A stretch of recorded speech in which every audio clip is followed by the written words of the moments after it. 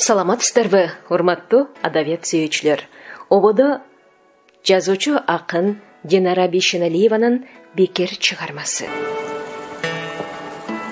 Бир жолу прозаларымды көтөрүп алып, бир жазуучунун эшигин тыкылдаттым.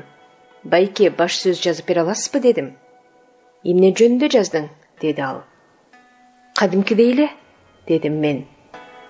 «Алып кел, окуп чыгайын» деди. Жообун укканы жолдо келатып, аябай сурамжылады эле. Бир болсо жакшы ой пикир айтат окшойт деп ойлонуп коем. Анан бир окуя эсиме түшүп кетти. Иним ырдайт. Тили жаңы чыккан кезде эле төшөктөн ышкырып ойгончу. Түнү менен төшөктө ырдап чыгабы деп да күлүп калчубуз. Арабаев атындагы окуу жайдын музыкалык бөлүмүнө тапшырды. Экөөбүз келгенбиз. Иним сүйүнүп чыкты. «Апче, мени комиссия мүчөлөрү кайра-кайра суранышып, каяктан болосуң, кандайсың деп сурашып, көп ырырдатышты» деди. Анын кубанычтуу кебетесинен өттүм окшойт деген ою көрүнүп турду. Мен унчуккан жокмун. Өзү аккордеон тартып, Рыспай Абдыкадыровдун 2 ырын, Жаныш Кочкоровдун 1 ырын ырдап бериптир. Үнү тунук, мукам, моңдуу сыяктуу дагы. Ырын уккан сайын эле ичим тызылдай берет эмнегедир. Иним жыйынтыкты укканга кирип кетти. Бир убакта бузала болуп чыкты. Мени көрүп чуркап келип эле кучактап ыйлап калды. Өтпөсүн билгем, тааныш жок эле. Балким үнүм баалаган кимдир бирөө чыгып калар деген үмүт болгондур. Тиги жазуучу байкенин эшигин тыкылдатып, ичкери кирдим. «Эми мындай, сен менин атагымдан пайдалангың келип жатат.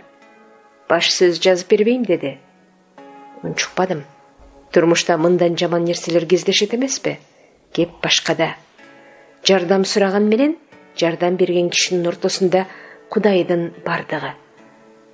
Кудай айтат экен: «Мага дүнүйө алып келбегиле, мага көңүл алып келгиле» деп. Бул көңүлдү калтырба, бул дүйнөдө көңүлдөн башка эч нерсе жок. Жалган дүйнө дегени.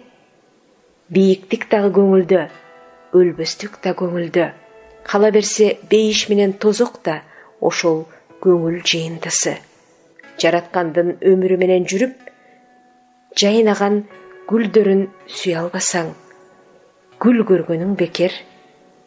Күнүң дооруң сүрүп, ысыгына ыраазчылык түйө албасаң, күн көргөнүң бекер.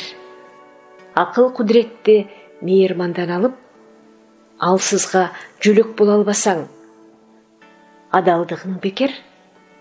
Кара жер үстүндө ырыскы таап жеп, кара жер астын эсиңден чыгарсаң, адамдыгың бекер. Сиздер жазуучу жана акын Динара Бейшеналиеванын «Бекер» аталышындагы ой толгоосун уктуңуздар.